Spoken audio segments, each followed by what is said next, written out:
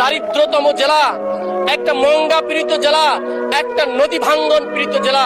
মাননীয় স্পিকার, আমরা অন্য অন্য জেলা থেকে 200 বছর পিছিয়ে আছি। মাননীয় স্পিকার, আমি ওই সব মানুষকে, আমার অঞ্চলের ওই প্রত্যন্ত অঞ্চলের চর যাত্রাপুর, চর গোরখমন্ডল এবং চর বড়াইবাড়ি, চর নিত্যানন্দ মানুষগুলোকে ধন্যবাদ জানাতে চাই, যাদের কথা বলার জন্য আজকে আমি পার্লামেন্টে দাঁড়িয়েছি। মাননীয় স্পিকার, মাননীয় স্পিকার, এই 54 বছর ধরে আমার অঞ্চলকে শোষিত, অবহেলিত, বঞ্চিত, বৈষম্য করে রাখা হয়েছে। মাননীয় স্পিকার, মাননীয় স্পিকার, আজকে আপনার মাধ্যমে আমি তাদেরকে শুধু ধন্যবাদ নয়, আমি কিছু আহ্বান জানাতে চাই। মাননীয় স্পিকার, 25 লক্ষ মানুষের এই জেলায় মাত্র সদর হসপিটালে 25 জন ডাক্তার রয়েছে। মাননীয় স্পিকার, কিভাবে সম্ভব 1 লক্ষ মানুষকে একজন ডাক্তার চিকিৎসা দেয়? এই অঞ্চলের মানুষের জন্য ইমিডিয়েটলি আমার একটা মেডিকেল কলেজ দরকার, অথবা 500 শয্যা বিশিষ্ট হসপিটাল করা দরকার। মাননীয় স্পিকার, শুধু তাই নয়, কোনো আইসিইউ কোনো ব্যবস্থা নাই।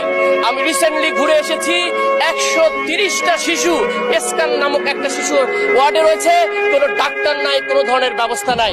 আমরা সেই জেলা থেকে মাননীয় স্পিকার, মাননীয় স্পিকার, আমার একটা উপজেলা আছে সংসদীয় আসনে, ফুলবাড়ি উপজেলা। 53 বছর নয়, 55 বছর ধরে একটা ব্রিজের অভাবে আমরা এখানে মাননীয় আমাদের যে ত্রাণমন্ত্রী, সেই লালমনিরহাট দিয়ে ঘুরে 1.5 ঘন্টা ঘুরে আমার সেই উপজেলা যেতে হয়। মাননীয় স্পিকার, সেই পাংটুর ঘাটের মানুষে আমাদের একটা ব্রিজ দাবি। মাননীয় স্পিকার, মাননীয় স্পিকার, আমি যখন দাঁড়িয়েছি, আমার অঞ্চলের মানুষের এখনো নদী ভাঙ্গন রয়েছে।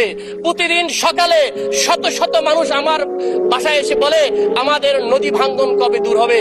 আমরা 12 মাস ধরে করি, 9 মাস ধরে করি, আর 3 মাস ধরে ভাঙে। এইরকম করে আমাদের এই অঞ্চলের মানুষের বেকারত্ব চলছে। মাননীয় স্পিকার, এই জন্য নদী ভাঙ্গনের দ্রুত ব্যবস্থা নেওয়া হোক।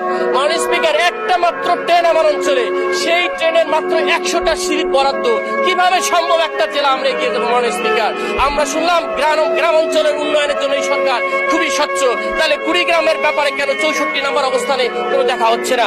মাননীয় স্পিকার, এই অঞ্চলের অর্থনৈতিক উন্নয়নের জন্য ভুটানের ইকোনমিক জোন নামে যে একটা প্রস্তাবনা রয়েছে, মাননীয় প্রধানমন্ত্রীর দৃষ্টি আকর্ষণ করতেছি, এই ইকোনমিক জোনটাকে